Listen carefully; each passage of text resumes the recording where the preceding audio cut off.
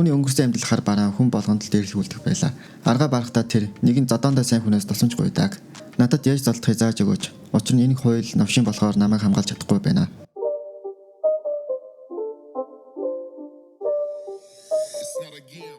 Дөрөв солигдож 6 сарын дараа хууль явдлыг харуулдаг. Санчаал хин нэг нь боолгуулад байна. Боож байгаа хүн манай төмрөө байдаг. Яагаад ингэж боогоод байгаа шалтгаан гэвэл хүний амьсгалын замыг механикаар тасалж баг багаар ухаан алдуулбал тархиндын гэмтэл үүсэж мэдрэлийн гэмтэлтэй болж тархин өвчтэйг. Ингэж ухаан мэдрэлээ алдвал хагас галзуу болдог аж. Боог харгыг секунд болгоныг нарийн тооцоолохгүй бол газар дээрээ шууд л өөхөх аюултай. Манай төмрөө маш нарийн секунд дойл болгоныг нь тааруулж боож байлаа. Хөөш түүнийг ухаан алдсныг харж байна уу? Шалгаадах. За хаа. Хамт хоригдож байсан хоригдлын цаг ямагт ухаан алдсныг нь тоолдог байлаа. Чимээ гарах сургаар харуул хэрэв. Манай хүнд нэг юм хэлсэнгүй. Хамт ажиллаж байсан хуйг нь хөгшөө энэ 224 номертай залууг яагаад чи юм дуурахгүй байгаа юм бэ гэж сэрдэг. Угаасаа ойлгомжтой л үү дээ. Анх нөгөө өсвөр насны охинтой явуулдаг хөвшин дарга байж тээ. Тэр л төмрөөг битгий чангалаарай, төмрөө сайн хандаарай гэж хэлсэн бол тээ. Тэгэл төмрөөд юм хэлэхгүй байгаа шүү. Энд ирсэн ажил нь дууссан гэж ойлгоход болно. Санчаал ухаан алцаар байгаад бүр нэг шээс баасан гойцсон ухаан мэдрэлэн байхгүй зомби ажтай болдог. Шоронгийн гадна нэгэн дэгжин сайхан хуудас өмсөн хүүхэн алхаж байна. Хажуугаар нь өнгөрсөн банд нарын шүлсэн гоожж октод цэмэрхэн атархаж байдаг. Энэ хөөрхөн эмэгтэй ямар нэгэн нууцлаг газар ажилладаг болтой. Тэр шууд л төмрөөг ирэхээр очвоо. Мань хоёр хоорондоо ярьж байна. Чи яагаад инээгээд байгаа юм бэ? Чам руу харж инээж болдгүй юм уу? Чи л миний залуу болох хэрэгтэй байна да гэд хүүхэн мэр сэрсээтэй хайдаг. Төмрөө олон юм ярьсангүй шууд л нөгөө новш санчаалыг чинь зохицуулчлаа. Одоо ухаан мэдрэлгүй хагас галцсан амтан болсон. Шангийг нь хангалттай хүртээсэн. Бараг л дууссан да. Тийм үү бэб. Яасан гоё юм бэ? Өшөөг авах ямар санагдчих байна? Сайхан мэдрэмж төрж байна уу гэж асууж гарлаа. Төмрөө нэгт залуу болохоор чи яасан олон хүүхдээ юм бэ? Дараагийн үний материалыг гаргадах гэж шаарддаг. Төмрөөгийн дараагийн бай бол Жо Юмбом 18 настай Гангнам Сиха Хайг скулд сурдаг юм шиг байлээ. Хичээлийн өдөр болж багштайгаа инээд алдаа ярьж байгаа. Энэ нүдний шилтэй хүү бол төмрөөгийн дараагийн бай шүү. Харахад муухай зэлтэй нүдтэй хүүтэн баачга байгаа биз дээ. Яндаа сайн сураад ч болоогүй аав нилээд баян эмнэлгийн захирал ухаантай. Багш нь яндаг үүрэг даалгавар өгөөд хичээлийн материалыг хүүхдүүд тарааж өг гэж даалгадаг. Өлөн нүдтэй яндаа ядаж байхад зүгээр явчихгүй юм аа. Багшийнхаа илт өдөөстэй багшаа энэ бүгд юм бүгд юм бэ? Энэ бүгд юу миний ирээдүйн нөхөр болох хүн Америкаас захиж авчирсан юм аа. Энийг чүмэг сон гэдэг юм гээл илт гайхуулдаг. Одоо яана хэрэг би хүнтэй гэрэлчихвэл миний араас гүгөөд надад хайр дурлал зарлаад байсан сурагч нар цөмөрөөл уйлах байхдаа одоо яанда гээл худлаа маяглаж гарнаа. Энэ багш эмэгтэй нэг удахгүй хүнтэй гэрлэхэр болдог. Сургалтын материал гартаа барьж явсан ёндоо ёо гайхалтай юм а багшаа. Одоо гэрлэх гэж байна штэ гээл шүл самаа савриулаастай.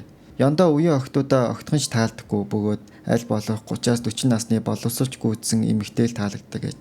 Харин мань хоёр төлгөөгөө ярилцаж байна. Төмрөө надад нэг санаа байна. Чи ийм төрдөө явж болохгүй. Чи үлгэр жишээ сурагчийг харагдах хэрэгтэй гэж зөвлөдөг.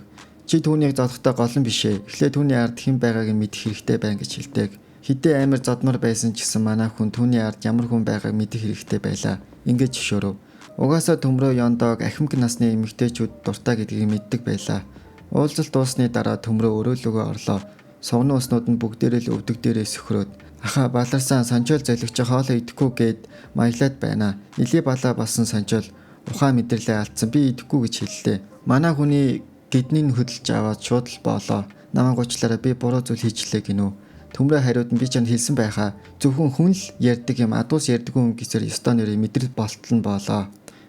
Санчаалын нүд амнах харанхуулаад ухаан мэдрэлээ алдаад унаад өгөө. Боож дуусныхаа дараа төмрөө хөөш хулгайчуудаа нойлын цаас юм уу селфид хэрэгтэй байна гэж тушаал болголаа. Хоригдлууд гайх нь яагаад хэрэгтэйг нь асуу. Төмрөө эргэж хараад наад навчин бүрэн мэдрэлээ алдчиж хөөхөн өмдөндөө баасан байлаа гэв. Удалгүй түүний суллагдах цаг нь боллоо. Нар болон эргэн тойрны хараа жигтэйхэн сайхан байлаа. Хадагта Жон лаг хар машинаар түүнийг угтаж ав. Хөөе Жона, чи намайг битгий нэрээр нь дуудалтаа би чамаас хамаагүй ихч болохоор чи намайг анаа гэж дууд гээл мань хоёр уулзлаа. Манай хүн хаашаа явахаа мэдэхгүй манад байж вэ. Жона, хоёул ийшээгээ явна гэд түүнийг аваад явлаа хөөрхий. Хаашаагаа ч явах гээд байгаа юм. Тэд хамтдаа туршлагатай мейкап буюу нүүр хувиргалт маш сайн хийж чаддаг авгаа дээр очив. Хайрхан минь ямар амар сорвитэй юм бэ? Та чадахгүй ихчээ гэж Жона асуув. Эмэгтэй 12 жил мейкап хийж байхдаа ийм амар гүн түлэгдэлд харж байсангүй. Гэхдээ авгаагийн мейкап бол жинхэнэ галзуу. Тэр дорхноо л хүүгийн нүрийг танигдахын аргагүй болохлоо. Бүү солиотой чи яста галзуу буддаг авгаа байна штэ. Би баг энэ залуутай суучмаар л байна шүү гэж магтаж гардаг. Ингээд мейкап бүрэн дуусаж төмрөө мэн сургууль руугаа явлаа. Сургууль дээр Яндаа бүр нэг дон шүглцэн юм шиг дотроо багш удахгүй гэрлэх гэж байна штэ гэд нүүр амаа үрчилгэж байдаг. Яа багш гэрлээ хүүхдээ болно гэж бодохоор миний доторх гжигдээд байх юм аа гэл илий балаа юм бодож гарнаа. Удалгүй баахан хүүхдүүд өвгөн чи сонсноо манай сургуульд их царайлаг байн шилж ирсэн юм байна штэ. Тийм үү гэд хоорондоо ярилцаж байна. Багш нь хүүхдүүдэд чимээгүй байхын шаатаа шин сурагчаа танилцуулж гарлаа. За носнуудаа чимээгүй байцгаа энэ хүүхэд өөрийгөө танилцуулна. Сайн байна уу? Намайг Ли Төмрөө гэдэг. Би одоо 18 настай гэхэд охтууд хайлж урсаад хайрын харцаар хараастай. Харин хөвгүүд бүгдөө л битүү атаархаастай. Яасан царайлаг амьсгаа вэ? Гисэн харцаар хараад байлаа. Манай хүн дараахан болохоор зүгээр судалдаа очих гээд явж байлаа. Тэгтэл нэг балер бүднүү нүдэн шилдэ бацаан сандран байрна. Хөө юм уу лүүсрээ. Чиний танилцуулах чи ямар уйтартай юм бэ гэд өдөж гарнаа. Энэ өөртөө идэлгүй доожоогүй гарыг хэн нэгэн удирдаад байгаа болтой. Учрыг нь ойлгож хужрыг нь тунгаасан төмөр эргэн тойрны харнаа.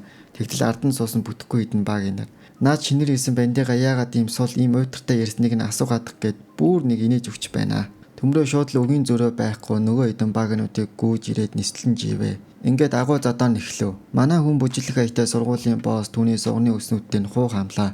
Ангийн хүүхдүүд бүгдээрээ шок. Хөөш навшнуудаа миний танилцуулга тийм уйтартай байсан юм уу? Би дахиад автахгүй шүү. Намайг Ли Төмөр гэдэг. Би 18 настай болсноо. Тэр нүдийг нь хүн алах царайтай байгаа ёстой guys. Яндаа сургуулийн материалаа сайн хүүхчид тараагаал явж байлаа. Хамт явж байсан охин нь хүүшээ найзаа чи 102-ыг сонсноо. Дөнгөж шинээр ирсэн сурагч орж ирээд манай сугны өснүүдтэй хамт хуйхаар нь хамтсан байна штэ. Тэр залуу их царайлах хүчтэй гэсэн. Надад тэр хамаагүй. Нэг бацаан шинээр шилж ирсэн байгаа бидтэй. Би зодон цохиноос хол сонирхол татахгүй байна. Ёо гайхалтай юм аа. Яндаа чамд тийм сонирхолгүй байна уу? Чич аргагүй дарах хүн сайн хүүхд юм аа. Яг л насанд хүрсэн хүн шиг байх юм гисээр мань хоёр буу халангаа алхаж байлаа. Харин 0 дотор зодуулсан хүүхдүүд ах нарыгаа дуудваа. Хөөш навшоо чи манай дүүнарыг зодоо юу? Чамаас хүүр үнэртэйд байна да. Сайхан гөвөөд үгүй гих ухааны юм ярьж байна. Сугны өснүүд 0-д орох гэж байгаа хүүхдүүдийг оруулахгүй зогсоож байдаг. 0 дотор угаасаа ойлгомжтой манай хүн зүгээр л лааж байна.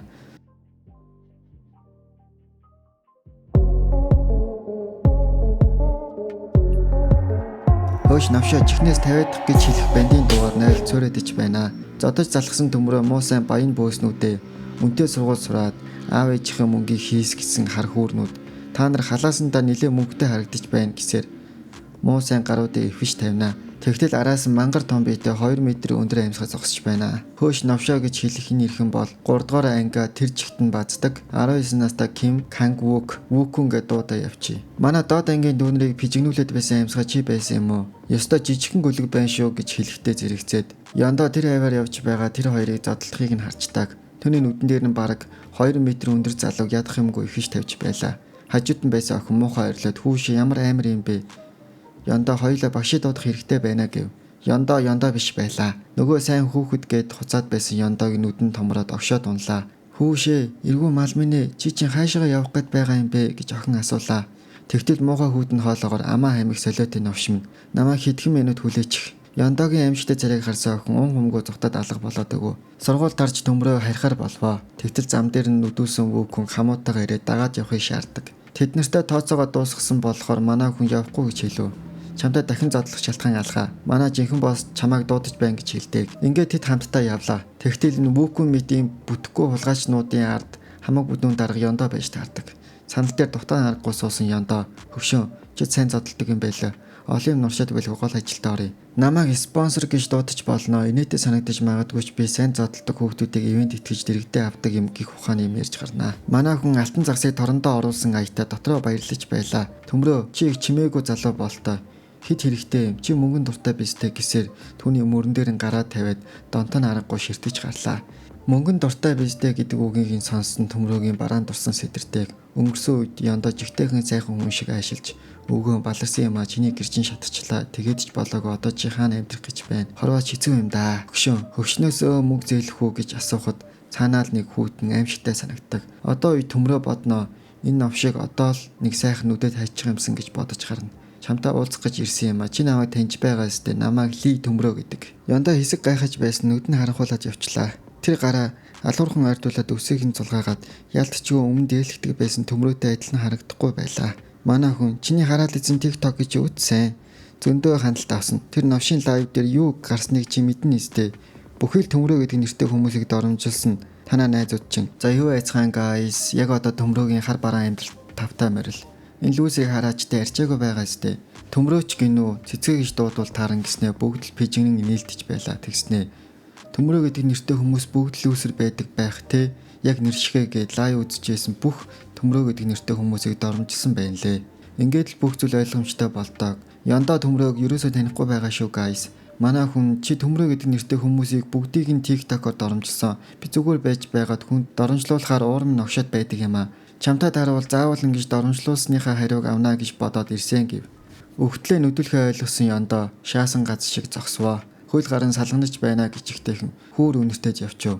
Төмрөө түүний зодгийг хүзээгүй зүгээр л доромжлуулсан болохоор нөхөн төлбөрөө авахыг л боддог. Юу үсэт байгааг нь ойлгосон Ёндоо царайг гэрэлтэй жигтэйхэн сайхан болчив. Аа тийм үү бороо. Манайс мөнгө авах гэдэл байсан юм уу? Доромжлуулсан нөхөн төлбөргээд. За яах вэ? Болно штэ. Намайг хүмүүс тэнгэрийн ивент итгэж гэдэг юм. Чамаа харахад миний дор ажиллахааргүй. Бас миний сугны ус хийхээргүй царайтай юм байна. Тийм болохоор би чамд тэмцүү найзууд болъё гэж хэлвэ. Ингээд мань хоёр хоорондоо хамтарч ажиллахаар болвоо. Дараа нь Ёндоо Төмрөөд юу их талаар нь заасан. Ёндоо эхлээд манай хүнийг нэг давхар руу дагуулад орлоо. Энэ бол амралтын газар хөгшөө. Энд саун, билат, ядаргаа тайлах зориултаа эд. Тэгтэл хаалан дотроос бараг метр ерийн өндөртэй 100 кг жинтэй болоо эвгүй бачгаа гараад ирвэ. Энэ залууг Кёнгмин гэдэг зүгээр л Кая гэдээ удаа явчи. Кая шин залуу хараад ихэд доромчхон байлаа. Тэр бүлэгтээ эсвэлхийг хүсээгүй байлаа. Шалтгаан нь гэвэл лүүсэртэй адилхан нэртэй урдаа үсээ унжуулад хүмүүсийг нэг өдрөө хардаг гэх шалтгаанаар Кая үгээр илт доромжилж байна. Манай хүний төсвөр нь алагдаад хөөш бүдүү нохоо минь чи намайг хэн гэдгийг мэдхүү. Ирчүүд зодтолтойч танилцдаг бистэй. Тиймээс бүдүү навшаа яг одоо энд үзчихье. Уур нь маш их хүрсэн Кая тэгээл та новш минь. Чансаа чинь хүрвэл намайг алчих гэсээр мань хоёр хоорондоо үзэхэр болов. Үлбис навшнуудаа болцгоо гих Ёндоогийн хүүтэн бөгөөд амжтай дуу цорайтдаг. Нөгөө алан таалан гэд байсан Кая үнэхээр гүйл авч байна. Ёндог нилээ их мэдэлтэй хүн гэдг нь эндээс харагдаж эхэлдэг. Хөөш навшнуудаа миний үг нохоо утсантай адилхан сонсогдож байна уу? Ялангуяа Кая чи энд ажиллах хүсэхгүй байна уу? Мөн новш минь чи муухай хараад байна уу гэсээр Ёндоо ууртаа нарахгүй хэлж байна. Мань хоёр зодтолтгой байлуу. Дараа нь Ёндоо төлөлгөөгөө танилцуулав. Төмрөө бороо ийм байна. Яг үндэ би чамд 100% итгэхгүй байна. Чи үнийг сорилгээд ойлгочих. Чиний хийх ажил бол орон гэргүй золбин хүүхдүүдийг заасан газар аваачих хэрэгтэй гэж 50-аар инээмсэлдэг. Шин ажилдаа нэлийн дуртай бололтой заасан газар нь очиход орон гэргүй 2 золбин охин байна. Манай хүн би сайн үйлсийн аян зохион байгуулдаг юм а. Орон гэргүй хүмүүс тусалж байгаа гэж хэлээд 2 охиныг заасан газарт руу аваачдаг. Дараа нь Төмрөө Ёндоо дээр очиод болчлоо гэж хэлвэ. Ёндоо түүнд нэгэнгүү тайлбарладаг. Орон гэргүй охтыг 5 давхарт үнгүй амьдруулж оронд нь ажил хийдэг юм шиг байлээ. Ёндоо дараа нь Каяг Төмрөөг дараагийн шин ажилдаа танилцуулахар болов. Шатар бууж байхдаа Жанатай ярилцсан мөчөө боттоог. Яагаад Ёндоотой хамтарч байна вэ гэвэл эхлээд Ёндоогийн итгэлийг олж авах. Тиймээс манай хүн түүний бохир ажлыг хийхээс өөр аргагүй байлаа. Энгийн жижигхэн гинт тэрийг Ёндог барихад хангалттай хүрэхгүй. Учир нь аавн компани босс Ёндоос тэгж байгаад эвгүй баачга маш ухаалаг бөгөөд Нямба хүн 5 давхар руу гарлаа. Баахал донтой гараад компьютероор суугаад ажил хийгэж мийгээд байлаа. Кая Төмрөөд аагаас бие хүртэл бүх зүйлийг тайлбарладаг. Энэ газар бол зохион байгуулалтаа гинт хэрэг хийдэг газар. Орон гэргүй золбин уучраа мэдгүй хүмүүсийг эхлээд энэ газар аваачнаа. Дулаан хувцас, хоол хүнс, ариг тамхи бүх зүйлээр нь хангадаг. Мэдээж үнэгүй зүйл гэж байхгүй тэднэрээр ажил хийлгдэг. Удаачгүй хуурамч бичиг баримт хийж өгдөг гэд Кая багталтаа наргагүй хэлж байна. Тэр хуурамч үнэлэхээр юу хийдэг вэ гэвэл эхлээд машинд хүрээсэлдэг. Төрүүлсэн машиныг шууд задаргаанд явуулж хулгайн ченжид өгдөг юм шиг байна. Насны өрөөгөө хүүхэд өөр дөр их хэмжээний өр тавьж болдог юм шиг байлаа. Муу сайн заваарсан гарууд бүгд л энд орж исэн хүүхдүүдийг асар их хэмжээний өрөнд унгаадаг. Кая энд ирсэн хүүхэд бүрийг 3 хувь тавилантай гэдгийг хэлдэг. Эхний хувь тавилан бол аав ээж нь гайгүй мөнгөтэй бол хүүхдүүдийн барьцаанд авч мөнгөөр хүүхдүүдийг явуулах арга хэмжээ. Энэ бол ямар ч хохиролгүй цэвэрхэн арга. Хоёр дахь хувь тавиланг манай хүн мэдэж байлаа. Энд орж ирсэн хүүхдүүдийг албаар өрөнд оруулж, өрөнд орсон хүүхдүүдээ бүгдийг нь өөрийнхөө дор ажилуулдаг. Төмрөөгийн ард байгаа энэ хүүхдүүдийн ихэнх нь Ёндоод өртөө. Бүр насанд хүрээгүй хүмүүс хүртэл. Ёндоо бол зүгээр нэг он сордог хүүхэд шиг харагддаг. Энэ бол түүний өнгөлөн далтлалт. Харин 3 дахь хувь тавилан бол ирэх мэдлгүй мөнгөгүй болсон охтууд хамаатай гэсээр Кая хил амаа долоогоо дунлаа. За guys ойлгомжтой биз дээ. Энэ түүхээ ярьж байхдаа Кая инээ талтад гой байгаас тэ хөвшөө. Би тэгэл энэ ажлыг хийх дуртай байдаг юм. Орой болгон хөөрхөн охинтой хамт хонохоор яалтчгүй солиотой байдаг юм. Аз таарч Ёндоо залуу охид сонирхдаггүй маа. Ахин насны хүүхэн сонирхдаг болохоор надад л таатай байдаг юм да. Манай хүн энэ бүх балиар зүйлийг сонсоод хөмхийгээ зуугаад бүгдийг там руу илгээх талаар бодож байлаа. Төмрөө за чи инээж ил бай. Энэ бол чиний хамгийн сүүлчийн инээдэг өдөр чинь байх болно шүү гэж хэлхийн зэрэгцээ. Кая урдаас нэгэн цаас харваагаад энийг сайн унш. Энэ бол гэрээ шүү. Харахад ингээ харагдаж байгаа ч энэ заалт нөхцөл нь маш аимшигтай. Боол болгодог гэрээ гэж ойлгоход болно. Би чамд яагаад энэ гэрээг харуулж байна вэ гэвэл энэ бол чиний даалгавар юм шүү гэж хэлдэг. Дараа нь Кая төмрөөд хандаж "Хөшөө, чиний хийх ажил гэвэл дөнгөж саяхан орж исэн охтууд дээр очоод наад гэрээн дээр нь өөрсдийнх нь гарын өсвүүдийн зуруулаад ирээ" гэж хэлв. Ёндоогийн итгэлийг олохын тулд мань хүн хийхээс өөр аргагүй байлаа. Тэр өрөөнд явж очоод шууд л гэрээгээ хоёр охины өмнө шидэж орхиод гэрээн гарын өсөг зур эсвэл зайл гэж хэлхэн тэр. Охид гайхна. Юу солиороод байгаа юм бэ? Биднийг мангар гэж бодоо юу? Дөнгөж авчираа гэрээч гинүү хачин юм гаргаж ирээд би цагтаа дудлаа гэсээр манай хүнээс өрдүүлж байлаа. Хаал үзэж хашир суусан төмрөө шууд хаалаад хүчээд ямар нэгэн зүйл хийх гээд байна. Охидод аюултай зүйл хийх гээд байгааг нь мэдээд Кая ухасгийн очоод "Хөөш мөн навшоо чи юу хийгээд байна" гэсээр хаалга хамгаалав.